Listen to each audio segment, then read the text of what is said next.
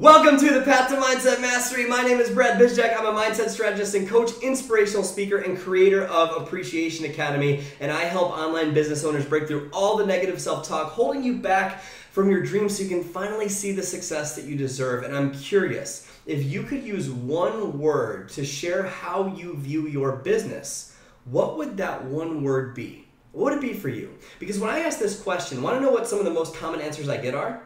Hard, busy, overwhelming. And that's actually how I used to view my business. My words that I used to describe my business with were stuck and hard. Every time I thought about it, I felt guilty if I wasn't working on my business. And when I was working on my business, I felt like it was so hard and I was so stuck. It was like I was pushing a boulder up a hill and it wasn't working. What I didn't realize at the time is that our beliefs are formed by our words. And I want to give credit to Tony Robbins here. His book, Awaken the Giant Within, is what I give credit to for what I'm about to teach you. I did not create this. This is what I learned from him, but it changed my life. It took my business from being hard to being fun, from being stuck to being a force for good, and it will do the same for you. And the reason is because your words carry so much power. Your beliefs are formed by your words, and they can be your beliefs can also be changed by your words. The happiness in your marriage is based on your words. If you pick words intelligently, it makes your positive life experiences even better. But if you don't have a plan for selecting your words intelligently, you have an automatic recipe to screw up your life and your business. So please put this in your notes and live this. The words you habitually choose massively affect your experience. In fact, it's so important to understand that the words you select actually become your experience. If you change your habitual vocabulary, you instantly change how you feel because an effective selection of words make your emotions better. So go forward. Think of a word from now on. Think of words, like any word you use to describe something, an emotional feeling or whatever it is. Like think of a word from now on as an emotional shortcut. A word is an emotional shortcut. It creates a biochemical effect in your brain. So you need to consciously choose these words. Even just changing one word can change everything. For example, do you ever say, I hate that? Like, do you ever say that? Like, I hate that. If someone says like, do you ever go to the grocery store and the checkout line so long and you're like, oh yeah, I hate that or whatever. Do they ever mess up your meal at the restaurant? Oh, I hate that, right? What feelings are associated with hate?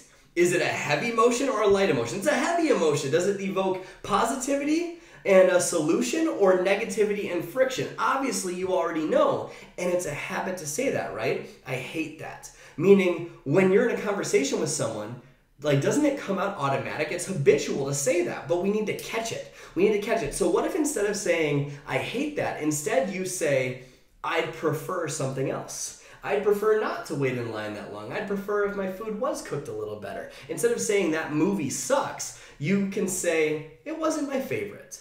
Do you see the difference in feeling behind that? It's totally different. Most people have 10 to 15 words they use regularly in their life to express their emotional feelings. So take a look, and this is a good way to it's kind of a barometer for you, right? Take a look at the negative people that you know in your life. Who are the negative people that you know, and what words do they use regularly?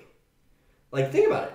Hate, anxious, depressed, furious, pissed, right? And then take a look at the positive people. What words did they use regularly? Amazing, positive, happy, whatever it is, very different because words equal emotion. And a great example of this in my own life is something that I get ridiculed for a lot, but it will show you right here that this is so real. How do you describe marriage? How do you describe marriage? Janice and I were at a friend's wedding back in September with our friends Meg and Nick. And we heard in one of the speeches that said something along the lines, not verbatim, but something along the lines of marriage is one of the hardest things you'll ever do. And we were talking about it and we very strongly disagree. Obviously we didn't say anything about it, but we very strongly disagree. Marriage is easy. Marriage is fun. Marriage is beautiful. And I truly believe that. So when I ask people, how do you describe marriage? Most people respond with the words hard work. That is like 90% of the responses I get, hard work. Well, what feelings are associated with hard work? Stress, exhaustion, FOMO, anxiety, and we feel all these emotions, right? And we wonder why the divorce rate is so high. I personally do not believe marriage is hard work. I believe marriage is very, very easy and very, very beautiful. And I associate really positive feelings with marriage because of that. So when there's a challenge in my marriage or when we disagree on something, which happens from time to time, like I believe it'll be easy to fix. I believe that we can work it all out and it becomes a simple solution. And guess what? From that, Janice has the same belief. From that, Janice and I haven't had a fight in over 8 years. Janice and I have not had a single fight in over 8 years. We disagree on stuff all the time. But because marriage is easy in our internal beliefs, we solve that challenge in seconds instead of it turning into something hurtful because we look how to benefit each other's lives. So that's just one example, but take a look at your vocabulary to see how you describe situations or people in your life. Would it benefit you to adopt a more positive person's empowering vocabulary? I'm not saying you're not a positive person, but would it help you to adopt a different vocabulary? Yes, it would. It probably would. If your habitual words disempower you, change your words. Words are nothing more than a tool that represent things to ourselves. So if there is no word in your vocabulary for something, there's no way you can think or feel that experience. For me, I personally don't even use the word depressed in my life. It's not even a thing. It's not part of my vocabulary anymore because it used to be. Because I faced times when I was on my couch wanting life to change, but I couldn't get myself to do it. And I was pissed off at myself for being in this state, and I was depressed. I would say I was depressed, and I felt horrible and miserable, and it just felt like I was dead and dying inside, and I knew I was meant for more, but because I was depressed, I couldn't change. So guess what I felt? I felt depression. But when I started changing this, and instead I started saying, I'm just a little unmotivated, do you think it felt lighter? Yeah, it felt way lighter. And so now, after conditioning that into who I am, which I teach you in Appreciation Academy, by the way, from now conditioning that into who I am, depressed isn't even part of my vocab. So I literally can't feel depression if I wanted to, right? I can't because I don't believe it's a beneficial part of my vocabulary, so I got rid of it. Changing your words intensifies or diminishes any emotional state. That means we have the power to make our feelings better or worse at any moment. One thing I always teach my clients is to life up what they do. So what does that mean? Well, for example, when you're on the phone at work and someone asks like, hey, how are you doing? How do you respond? Let me guess. You respond with, I'm okay, or I'm fine, or I'm busy. Newsflash, if that is you and that's how you respond, I'm okay, or I'm fine, or I'm busy, you are asking people not to like you as much. Because what emotions are associated with just feeling fine, with feeling just okay? Shitty ones, right? So what I started doing when someone asked me how I'm doing that day, I started saying intentionally, I'm fantastic, I'm amazing. And it changed the game for me. The look on people's faces in the beginning was hilarious, but think about what it did for me. It's not about bullshitting when you're not feeling great. And there's nothing wrong with negative emotions sometimes. Sometimes it's not in your best interest to lower the intensity of negative emotions. They're great tools and calls to actions for your life, but changing these words was about changing how I felt intentionally. I was taking responsibility for my life instead of being a victim to my life, feeling like I was out of control. I was commanding myself to feel amazing or fantastic. And guess what? I did. And now, after I've conditioned this, again, which I teach you in Appreciation Academy, now, I am actually this annoyingly happy on a regular basis. This is my no bullshit way to view life and go through life. And it's incredible. It is such a positive feeling every day, waking up feeling this good. And some people look at me like I'm crazy, and that's okay. But I know this works because I lived the other side for a long time. And if someone judges you for this, chances are they just have shitty words they're using. In fact, write this in your notes.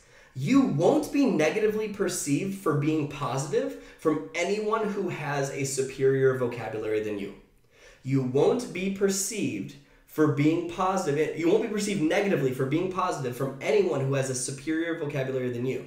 So I took a look at my negative habits, right? And when it came to my words is what I mean. I took a look at my negative habits when it came to my words, and I wrote down the negative words that I used to habitually use in the past. And by the way, this is not something I created. Again, this is what I learned in the book Awaken the Giant Within, Tony Robbins' book earlier. Credit where credit is due. But this is how I change it. So My 5 words that I habitually used to describe my negative feelings were tired, overwhelmed, frustrated, lazy, and stressed. Tired, overwhelmed, frustrated, lazy, and stressed. I used to use those words all the time. And I'm not perfect. Sometimes I still do. And this is something that I need to keep working on, right? But I took them and I lightened them with humor. I actually used humor with this because when you use humor to lighten your words, it does 2 things. One is it interrupts your negative emotional pattern that's playing in your mind, almost like you're scratching a record. And second is that you make the emotion lighter, so you break through faster. So what I turned it into, tired is now a little droopy, right? Tired is now a little droopy. Overwhelmed is now a smidge imbalanced. Frustrated is now fascinated. Lazy is now storing energy. And stress is, this is my favorite, stress is now, I'm feeling a little poo-headed. And I use that, like it actually works in my life. It works just right there. From switching those, the emotions felt lighter, didn't they? And then I took my positive emotions and I made them even better, right? And you can do this too. So my point is that selecting your words that empower you is so crucial. So think about how you can apply this to your own life.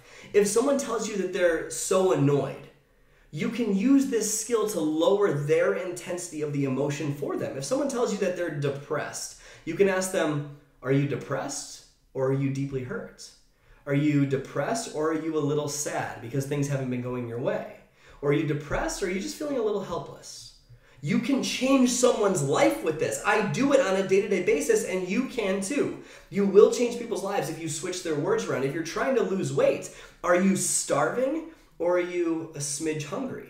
You can change your whole appetite by switching your words. So please take away from this that you can't feel a word that you don't use in your vocabulary. So what are some words that you're committed to no longer using to describe how you feel? Make them more empowering and try it for a week. On top of that, when someone asks you how you're doing, from now on, life up what you say. Say that you're amazing. Say that you're fantastic, because you will eventually feel it if you practice it. So I hope you took a lot away from this. Your words carry so much power that they change your emotional state. And changing your emotional state determines the actions that you take and the creativity that you instill in your business, in your life. So everything will change by switching up your words. Just this one little life hack is so important to use. Words carry so much power. So please screenshot this podcast. Share it on your Instagram story. Share it with your team. Send this link their way. Changing their words can change their whole world. So thank you so much for tuning in to the Path to Mindset Mastery. My name is Brad Bizjack. Go out there every single day and live your life with a genuine smile on your face, because you can. It's easy and it's amazing. I'll see you next week.